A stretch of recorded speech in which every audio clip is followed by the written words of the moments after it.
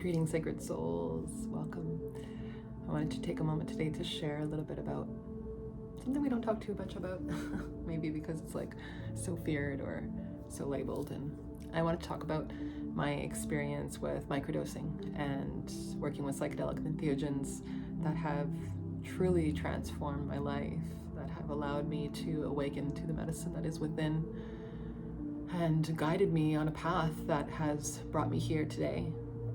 Although there was times that I was even questioning this life, questioning if I could ever be free and liberated in my body, whether the past would always be there to haunt me. And psychedelics really taught me how to be in that liminal and how to face and really face these situations and these fears that arise and that we've been so deeply programmed with.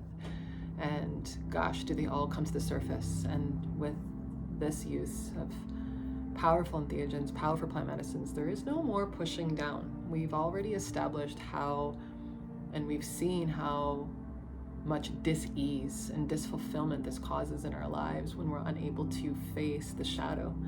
And so how do we learn to dance with the shadow and bring it to the surface and allow it to be released? And microdosing and psychedelics have really taught me how to embody, so to be in my body. It was really hard to be in my body. I've gone through a lot of repressed trauma that was released. Actually, a lot of it was released during an ayahuasca ceremony that I completely had buried so deeply, yet it had sabotaged, that unrepressed emotion had sabotaged my relationships and put me into situationships that were just continuously trying to teach me things. And so I have a really great respect for these medicines and for the safe use of these medicines and the powerful potency that they carry in terms of the neuroplasticity that's happening in the brain that we can create with this plasticity, these new behaviors and these new traits and these new ways of being, and this whole new identity of how we see ourselves. And it's activated magic in me that I never knew was actually even there. I had become so numb with all the conditioning and all the layers and all the stories and all the ancestral trauma and everything that I've been carrying. And it's so freeing to acknowledge it and to have the awareness of it and to utilize tools and practices in order to allow yourself to be here and to be present and to face what triggers you and to move through it because energy's in motion. We want to move those emotions, and it's this work, these medicines, the honoring of the power of the consciousness that we introduce and the responsibility that we carry when we work with these plant medicines is why I'm doing this work, is why I'm an advocate for this work and for these medicines, as they are medicines at this time. And so I hope that, my own story, through my own Kundalini awakening, through healing trauma, through abuse, and all the things that were deeply suppressed, and all the timelines, and even the ancestral wounds that I carried, and I had no idea that I was reliving these patterns and what was passed along through me, thinking that it was mine, thinking that all of that was mine, and I was carrying that for 40 years of my life. Yeah, 40 years. I'm gonna be 41. And I know there's a lot of stigma, and I know there's a lot of chatter and chaos around these such topics as psychedelics and entheogens, and I believe that's old stories too. Those are old stories, old timelines, and when we come into our power, when we come into our sovereignty, into our own inner magic, you can quickly discern what is your truth. You can quickly discern what is your truth. What is my truth in this? Because we've been sold this picture, this reality. It's been painted everywhere. It's everywhere we go. It's just this. And then we've been so conditioned to be in this, sit here, do this, follow this, don't question this, and then when you break free of that, and that's what really psychedelics are doing, they're taking your lens of seeing the world from here and going like this, and then you're like, wow, where did all that come from? That was hidden from me for all this time. Fuck, I can do that. I am that. Like, that's within me.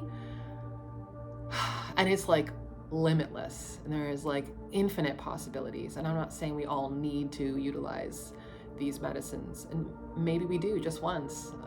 Or maybe we follow a protocol just for a period. But you can tell by the smile on my face how grateful, truly, truly grateful I am. And I pray for these medicines that they don't get taken in by the shadows, as much of everything has been by certain industries. We know that. And I believe that it won't, because I believe that there are earthly sovereign souls that are here to do the good work and to honor, and to not just make it about money and greed and the old timeline of being, but like coming together in unity and, you know, this higher level of consciousness, and coming in from I to we, and how can we serve. And this is ultimately likely why so many are pulling this push towards community and communal living, and how can we really co-create this magical experience. And you see, it's like they'll just open you up. Like, yeah, you got to do the deep work though. I just want to really state that there is, you know, it took me time to get where I am today, and I still navigate the shadow, and I still navigate the realms. And, you know, being a medicine carrier, it's a part of the role, and not for everyone, I would say. But once we do that deeper shadow work, once we acknowledge those stories that are causing us the dis-ease in our bodies, that are repeating those patterns and that are causing that disfulfillment within us, then we're already breaking through, you know? We're like great opening up, you know? Like we're granting ourselves that permission to acknowledge the awareness that's coming through, you know? And that's the first step. That's the first step of healing, is awareness. And then we get to create the safety again, to feel safe in our bodies, and to, you know, like reparent ourselves, as so many would say, like reparenting ourselves and talking to our inner child. And these medicines can amplify, you know, have been considered as non-specific amplifiers. They can amplify what's hidden within you. And especially when you go in with intention, you know. Microdosing, not so much. Microdosing is micro. It's like very, very subtle, kind of like almost like I feel like these little subtle like this like magic that comes in. You're like, oh wow, okay, cool. And when we work with a protocol, when we work with a powerful framework, we can utilize this to the highest capacity, you know. Like maybe it's like self-sabotaging behaviors, you know, poor eating. Maybe it's the way you communicate to others. Maybe it's your relationships, like your finances, everything. We can create a plan to help you utilize the capacity of this medicine, of this wisdom that's coming from our earth at this time. And it's coming in strong. It's coming in strong because there is a deep need for it right now. And so I am an advocate for the use of safe entheogens and psychedelics, with powerful frameworks for preparation and ceremony and integration being the key pillar to truly sit and integrate. Each experience, even a microdosing experience, needs integration. And so creating, you know, that space to slow down, to honor yourself, to honor the openings and perhaps the wisdom that was coming through. This all takes us to show up within it, you know, and it takes courage to try something new and to remove the limiting beliefs around something, much like we can also remove the limiting beliefs around ourselves and the stories that we've carried around our truth. And so I share this with you, and perhaps it will support you at a time that you need. Maybe you're navigating something really hard, and maybe there's a transition and you're in a liminal phase right now, or maybe you're searching for your identity and who am I, and moving through these ideas of purposelessness. These medicines are here to support us, truly, if they're utilized to the capacity that they are here to serve. And that takes great care and great responsibility. As someone who is taking, as someone who is serving, you know, as the atmosphere of the set and setting, and then understanding the matrix that you come from, you know, understanding your ancestry and the stories and patterns that we hold. This is something that I integrate into my packages, and where I feel that the deeper work comes, right? And that's really getting into the root chakra and understanding and understanding those patterns. and detaching. Yeah, detaching. And so if you've been on the fence about microdosing and utilizing something to help you expand, help to disrupt the rigid patterning, because that's essentially what is happening. It's disrupting the rigid patterning of our brains, because our brains are wired to survive. Yeah, they're wired to survive. That's just how the brain is wired.